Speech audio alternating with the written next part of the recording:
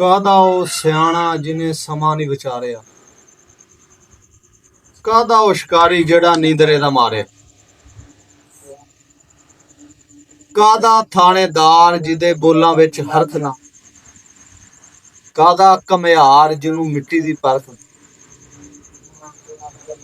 ਖੂਨ ਗਈਆਂ ਚੂਸ ਵੋਟ ਦੇ ਬੈਠੇ ਜੋਕਾਂ, ਕਾਹਦੀ ਸਰਕਾਰ ਜਿਹੜੀ ਦੁੱਖ ਦਿੰਦੀ ਲੋਕਾਂ ਨੂੰ। ਸੰਧੂਆ ਪਠੋਰੇ ਸਾਡੇ ਕਿਸੇ ਨਾਲ ਸਾਂਝੇ ਨਾ, ਕਾਹਦੀ ਐ ਅਣਖ ਵੈਰੀ ਕੋਲੇ ਵਾਂਗੂ ਮਾਂਜੇ। ਸਿਆਣਾ ਬੰਦਾ ਉਹੀ ਹੁੰਦਾ ਜਿਹੜਾ ਸਮੇਂ ਨੂੰ ਦੇਖ ਕੇ, ਵਕਤ ਨੂੰ ਦੇਖ ਕੇ ਆਪਣਾ ਆਪ ਬਚਾਏ। ਉਹ ਸਿਆਣਾ ਨਹੀਂ ਹੁੰਦਾ ਜਿਹੜਾ ਉਖਲੀ ਦੇ ਸਿਰ ਦੇ ਦੇਵੇ, ਕੋਈ ਇਹੋ ਜਿਹਾ ਕੰਮ ਕਰਦੇ ਜਿਹਦੀ ਵਜ੍ਹਾ ਨਾਲ ਬੰਦੇ ਨੂੰ ਪਰੇਸ਼ਾਨੀ ਮੁਸੀਬਤ ਬਣਾ।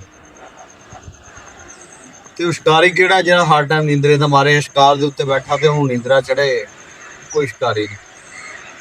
ਥਾਣੇਦਾਰ ਉਹ ਹੁੰਦਾ ਜਿਹਦੇ ਬੋਲਾਂ ਵਿੱਚ ਰੋਬ ਹੋਵੇ, ਜਿਹੜਾ ਬੰਦਾ ਅਗਲੇ ਬੰਦੇ ਨੂੰ ਮਿਲੇ ਉਹਨੂੰ ਪਤਾ ਲੱਗੇ ਵੀ ਕੋਈ ਥਾਣੇਦਾਰ। ਚੱਟੀ ਖਾਣ ਵਾਲਾ ਨਾ ਹੋਵੇ, ਚੱਟੀ ਖਾਣ ਵਾਲੇ ਨਹੀਂ ਬਹੁਤਾ ਗੜਕ ਦਿੰਦੇ, ਕਿਉਂਕਿ ਉਹਨਾਂ ਨੇ ਉਹ ਕਾਣੇ ਹੁੰਦੇ ਆ, ਉਹਨਾਂ ਨੇ ਕੀ ਗੱਲ ਕਰਨੀ ਹੁੰਦੀ।